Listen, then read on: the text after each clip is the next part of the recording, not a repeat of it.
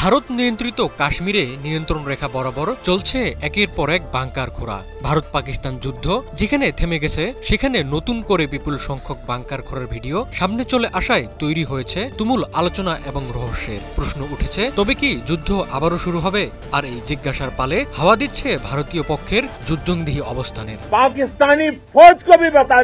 পাকিস্তানের সাথে যুদ্ধবিরতিকে কেন্দ্র করে রীতিমতো ক্ষোভে ফুঁসছে ভারতীয়রা। যুদ্ধে পাকিস্তানের সাফল্য আর মধ্যস্থতাকারী ট্রাম্পের মন্তব্য ঘিরে যুদ্ধবিরতিকে ভারতের আত্মসমর্পণ হিসেবে দেখছেন তারা। এতে করে প্রবল চাপের মুখে পড়েছে প্রধানমন্ত্রী নরেন্দ্র মোদী ও তার দল বিজেপি নেতাদের একের পর এক বিতর্কিত কর্মকাণ্ড সেই চাপ আরো বাড়িয়ে যাচ্ছে।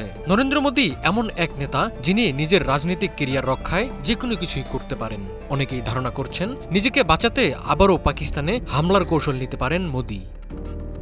পেহেলগাম ঘটনার জেরে গত 6 মে পাকিস্তানে অপারেশন সিঁদুর চালায় ভারত। জবাবে 10 মে ভোররাতে ভারতের ভূখণ্ডে অপারেশন বুনিয়ান উন মারসুস পরিচালনা করে পাকিস্তান। ওয়ালটন আবারও মিলিয়নিয়ার অফারে ওয়ালটন ফ্রিজ কিনে আপনিও হয়ে যেতে পারেন মিলিয়নিয়ার। সংঘাত যখন বিপজ্জনক পরিস্থিতির দিকে যাচ্ছিল তখনই মার্কিন প্রেসিডেন্ট ডোনাল্ড ট্রাম্প এগিয়ে এসে দেশ দুটোকে যুদ্ধবিরতিতে রাজি করান। বাড়িতে বাড়িতে নিজ উদ্যোগে নিরাপদ আশ্রয় তৈরিতে লেগে পড়েছেন স্থানীয় বাসিন্দারা। অন্যদিকে পাকিস্তান নিয়ন্ত্রিত আজাদ কাশ্মীরেও বাসিন্দাদের দিন কাটছে আতঙ্কে। ভারতের সাম্প্রতিক হামলায় আশ্রয়স্থল হারানো মানুষেরা এখন নিজেদের নিরাপত্তা নিশ্চিতে সরকারের কাছে স্থায়ী বাংকার নির্মাণের দাবি জানিয়েছেন।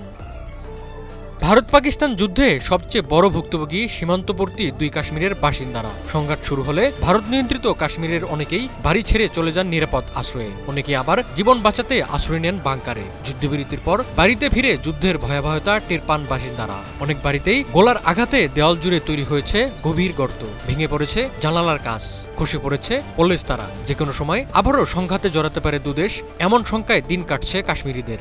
জীবন রক্ষায় তাই আগেভাগেই প্রস্তুতি সারছেন সেখানকার মানুষরা। বাড়িতে বাড়িতে চলছে বাংকার তৈরির কাজ।